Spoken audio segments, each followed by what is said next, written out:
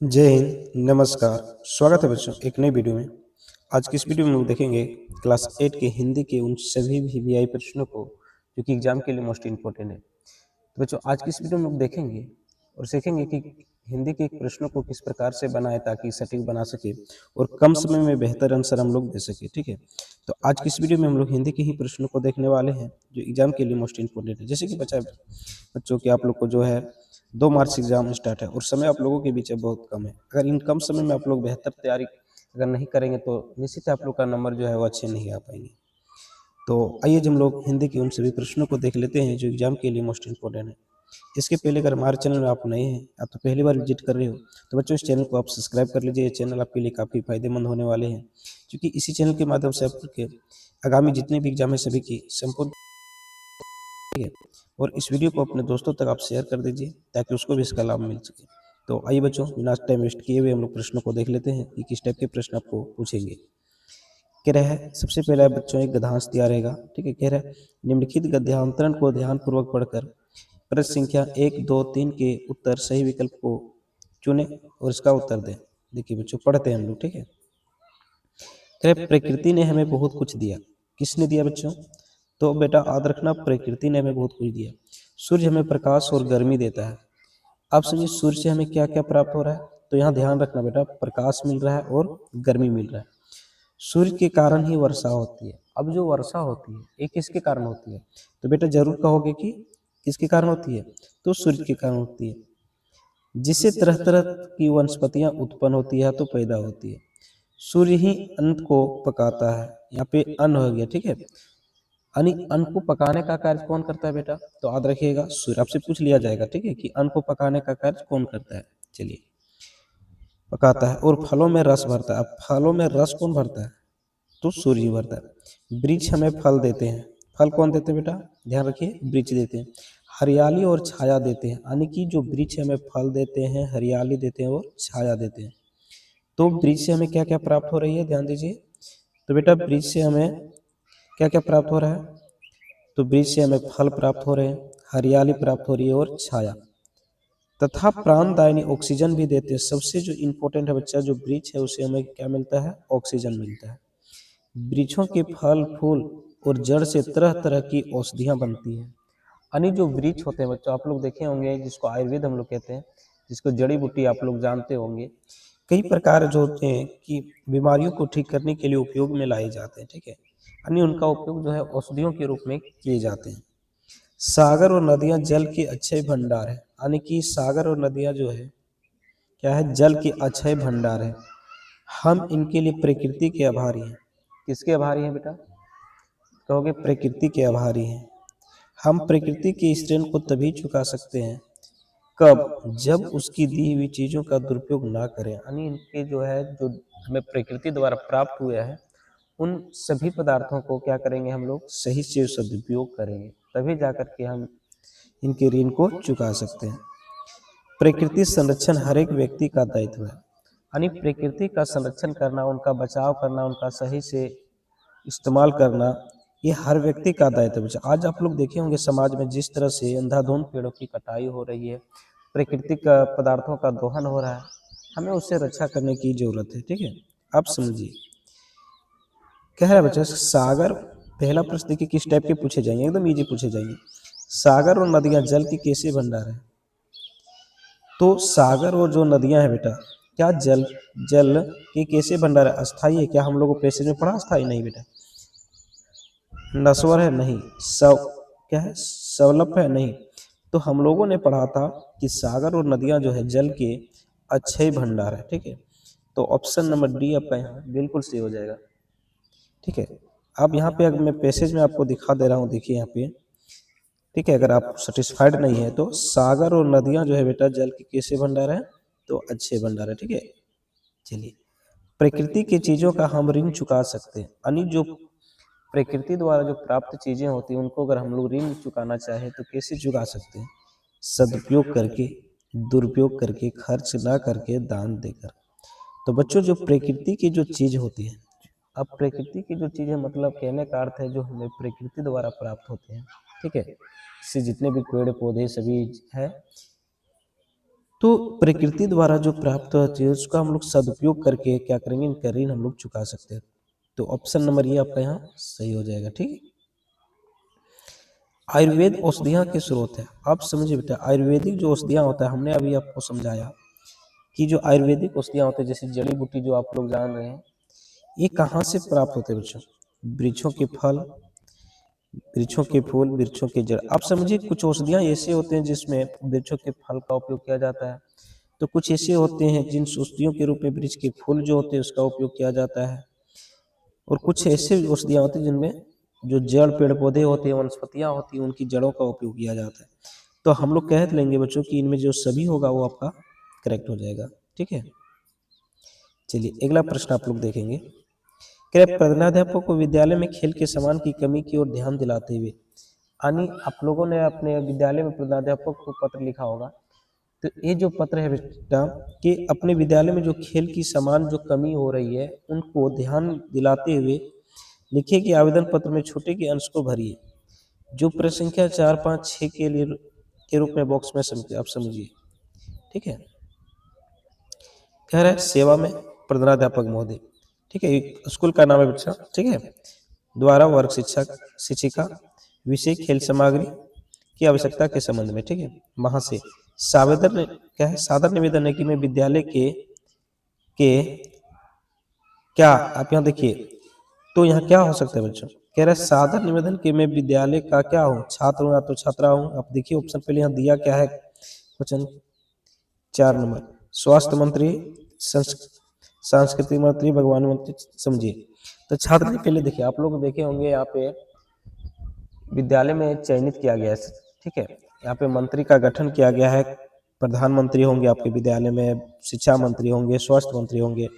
तो यहाँ पे खेल मंत्री आप भराएगा। ठीक है। क्या होगा? खेल मंत्री। तो बच्चों यहाँ पे क्या हो जाएगा? विद्यालय का खेल मंत्री हो। ठीक है। खेल मंत्री प्रधानाध्यापक को पत्र लिखें। मेरे विद्यालय में पिछले कई वर्षों से खेल के क्षेत्रों में जिले भर में उत्कृष्ट प्रदर्शन किया है।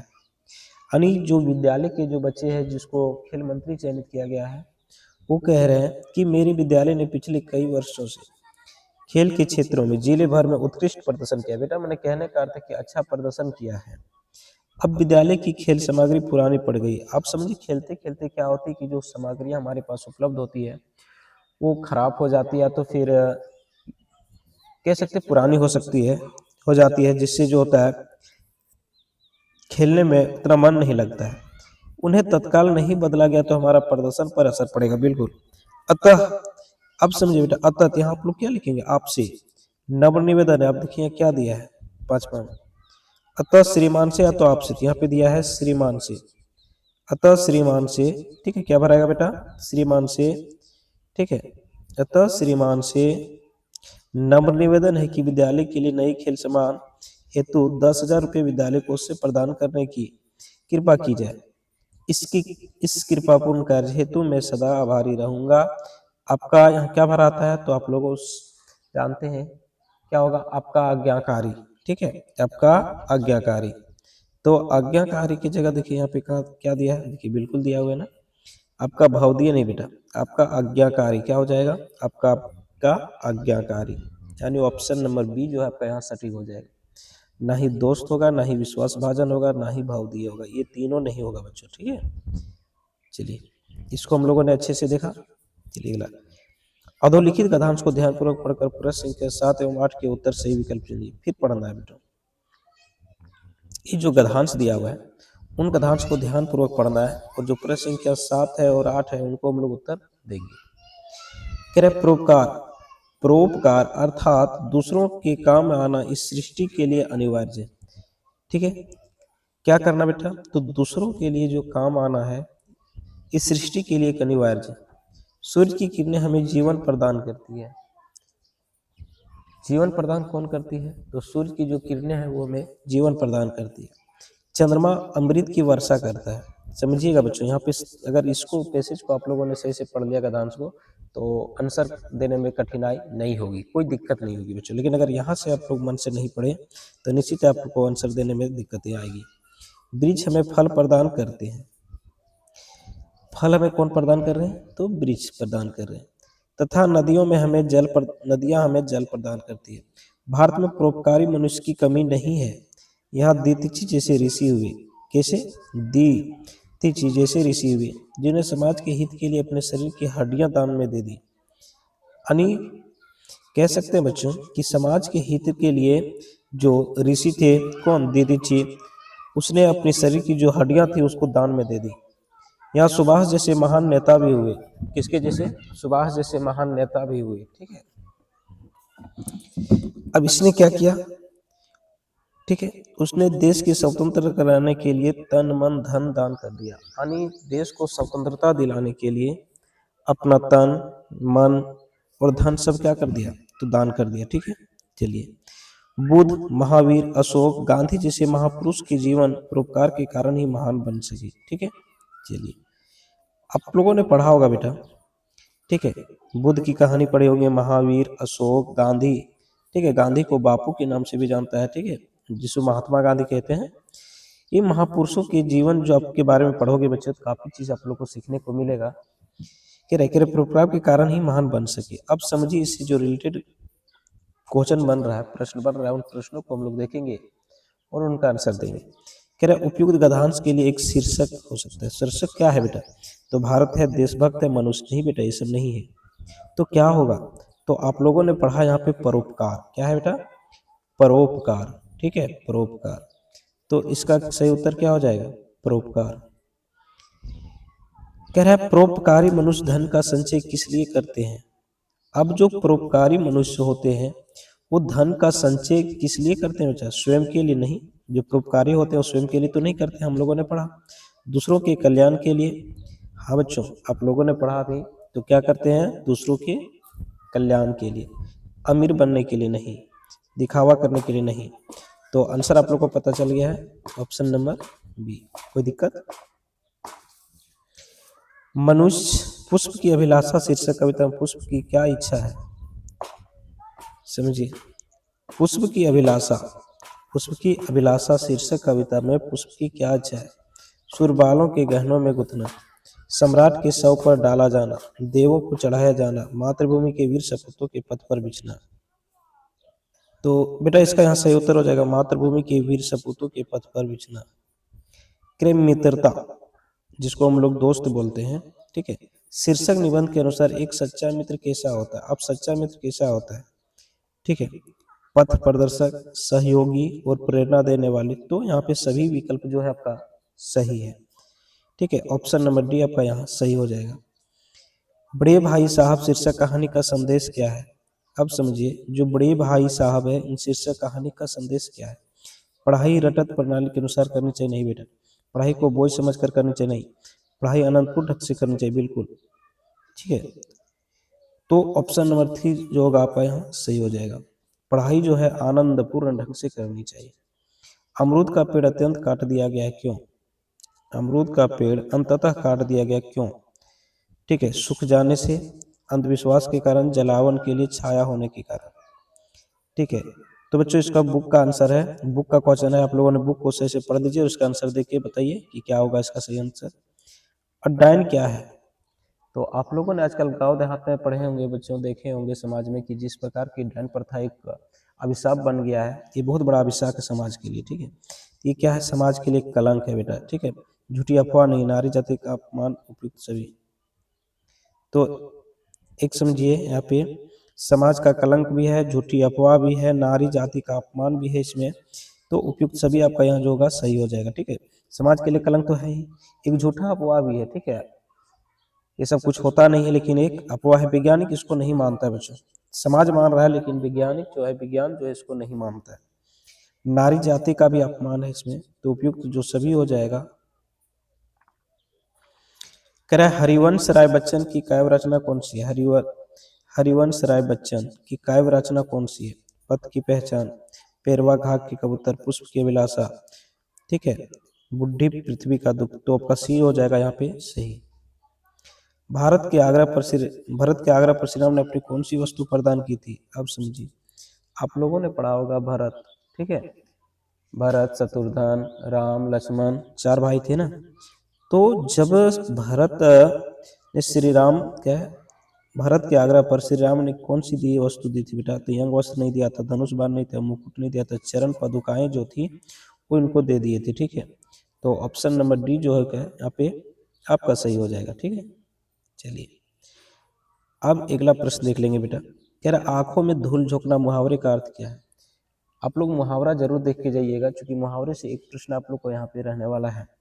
कह रहे आंखों में धूल झोंकना। अब समझिए बेटा, आंखों में धूल झोंकना मुहावरे का क्या अर्थ हो सकता है?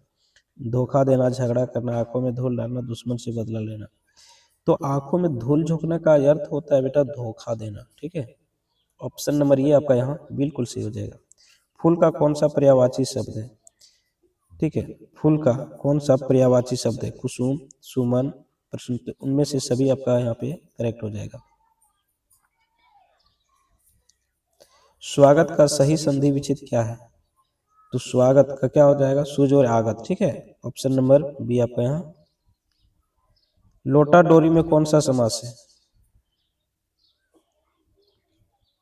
अगला जो प्रश्न है बेटा आपके पास में कह रहा है लोटा डोरी। लोटा डोरी कौन सा समास है? तो लोटा और डोरी। ठीक है, ये जो है बेटा द्विंद समास है, याद रखिएगा द्विंद समास है। ठीक है, कौन सा समास है? द्विंद समास है। चलिए अगला, आप चाय लेंगे कॉफी, आप चाय लेंगे या कॉफी, रिक्त स्थान के लिए उचित शब्द लिखे। तो आप लोग को पता चल गया होगा बच्चों, आप चाय लेंगे या कॉफी। ठीक है, तो क्या होगा यहाँ पे? तथा तो होगा नहीं, या होगा। ठीक है, तो ऑप्शन नंबर आपका बी यहाँ पे सही हो जाएगा। तो आज की इस सेशन में हम लोगों ने हिंदी के उन सभी प्रश्नों को देखा बच्चों जो एग्जाम के लिए मोस्ट इंपॉर्टेंट है। ठीक है, अब नेक्स्ट वीडियो में हम लोग इसका अंग्रेजी और अन्य जो सब्जेक्ट है उनके प्रश्नों को देखेंगे। ठीक है,